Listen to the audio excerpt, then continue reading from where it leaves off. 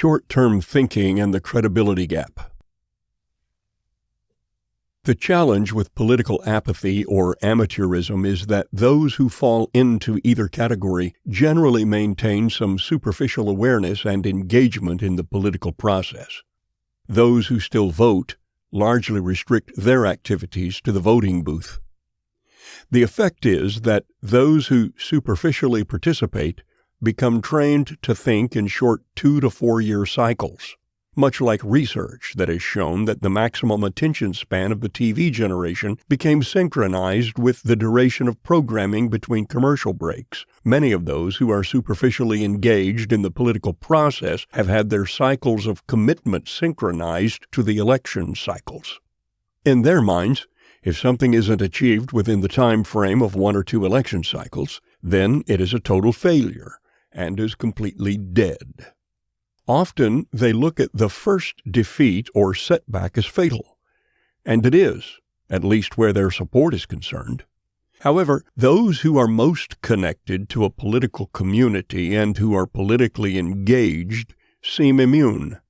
Because of this, a sizable number of TEXIT supporters, through this conditioning and as a byproduct of their atomization and prolonged political apathy, contend with this challenge. Some point to a lack of major success in advancing TEXIT as the real issue. Yet one can look at some of the aforementioned examples of modern independence movements and see how this short-term thinking is really a failure in personal mindset and perspective. Scotland sought independence for 800 years. The Scottish National Party was formed in 1934, and the party didn't win its first seat in Parliament until 1945. It didn't win an electoral mandate until 2007. It followed with an independence referendum 7 years later. The UK Independence Party started pushing for a Brexit referendum in 1993, with the Labour Party first pushing for the same referendum in 1974. It was finally held in 2016. The modern political movement for the independence of Catalonia traces its roots back to 1922, yet it wouldn't see a formal referendum on the issue until 2017. In sharp contrast, the modern movement for Texas independence can trace its roots back to 1996, with the TNM not seeing the light of day until 2005. The TNM's first legislative and political successes didn't even start until 8 years later. In comparison to these recently successful examples from around the world, the modern movement for TEXIT is in its infancy. Much like the other impediments, this type of short-term thinking has real-world consequences on advancing TEXIT. Lacking proper perspective, TEXIT supporters plagued by short-term thinking are prone to discouragement. This discouragement leads to one of 2 distinct actions. Either the discouraged fall prey to those who promise a shortcut, or they return to their previous status as politically inert. Many well-intentioned supporters fall victim to the purveyors of the quicker, faster, better sales pitch. Texans want their grievances with the federal government addressed as quickly as possible. Those that identify TEXIT as the best solution want Texas independence to happen sooner rather than later. After all, if there is a way that it can be done faster and better, anyone would be a fool to ignore the possibility.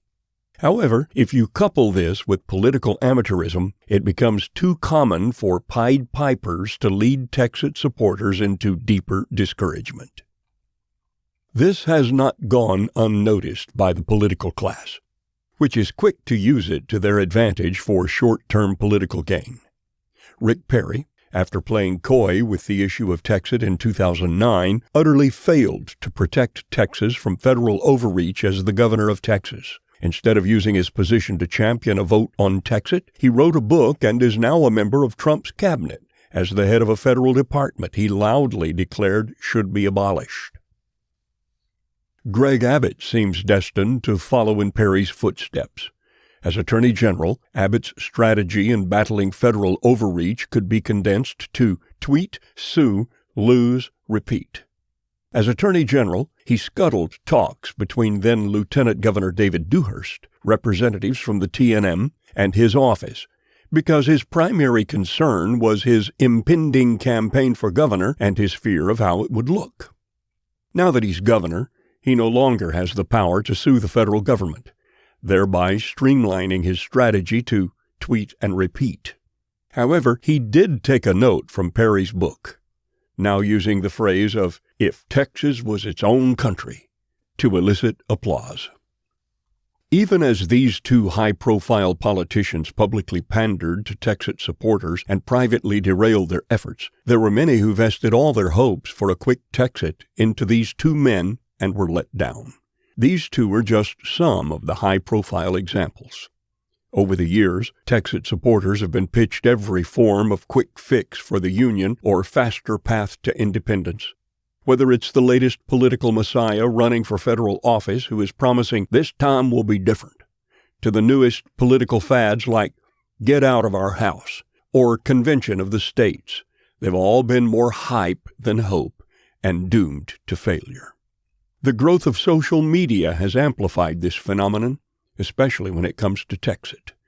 Anyone with 15 minutes and minimal computer skills can set up a page or group on social media, cobble together 15 or 20 followers, and declare themselves the voice of Texas independence, thereby creating additional noise that those who are seeking real answers and solutions related to TEXIT find increasingly harder to sift through. The damage to the cause of TEXIT cannot be overstated. In an era where social media makes it difficult to tell real news from news generated by a Russian troll farm, the hit to credibility can be, and often is, massive and worldwide in a matter of minutes. Occasionally, some of these online actors attempt to make the jump into the real world, declaring themselves an organization or running for office under the independence banner. Things take a turn from annoyance to farce. Some of these organizations actually make an attempt to appear credible. One such organization floated some of the most ridiculous ideas ever presented in an attempt to address serious concerns that Texas have with TEXIT. Promoted as plans, these ideas more closely resembled below-average junior high civics projects than well-thought-out policy positions. For example, one such plank of their allegedly well-thought-out and well-researched plan proposed transferring desalinated water from the Gulf of Mexico through oil pipelines back to West Texas, declaring that it was perfectly feasible and safe because oil and water don't mix. Another small collection of malcontents, who are best known for getting arrested for pretending to be government officials and ostensibly advocates for an independent Texas, recently made a very negative statement about the Catholic faith. Congratulations, guys. You just alienated approximately 20% of Texans directly and over half of Texans who consider themselves religious indirectly. Not only that, you tied it directly to the cause of Texas independence. The point is not to ridicule these folks. It's to highlight the fact that even with the damage they cause and their obvious inability to ever get Texas out of a failing union, some people, beset by short-term thinking, view them as a viable alternative to the mainstream TEXIT movement. In doing so, they represent a disruptive and fragmenting force that creates serious credibility issues for TEXIT among those who are undecided, even causing some that were for independence to throw their hands up in disgust and give up on the idea entirely. Getting and maintaining credibility is extremely important for TEXIT to advance. For every action that robs it of credibility, it takes a dozen more to regain it. The effort of losing credibility plays out predictably. When credibility becomes shaky, people who would otherwise be inclined to support TEXIT or, at a minimum, entertain the notion, lose hope that it can be done. This affects the number of true believers, which affects the amount of money people put into TEXIT. With no money, it becomes impossible to become a serious player at the ballot box, which is reflected in a TEXIT-averse legislature. A TEXIT-averse legislature means a leadership in the legislature that will stop at nothing to prevent Texans from having a referendum on this issue. This leads to frustrated pro-TEXIT supporters who then fall prey to the Pied Pipers who promise a way to do it quicker and better. So the cycle goes. For TEXIT to advance in a timely manner, TEXIT supporters will have to adopt a more long-term, forward-thinking, disciplined, and discerning approach.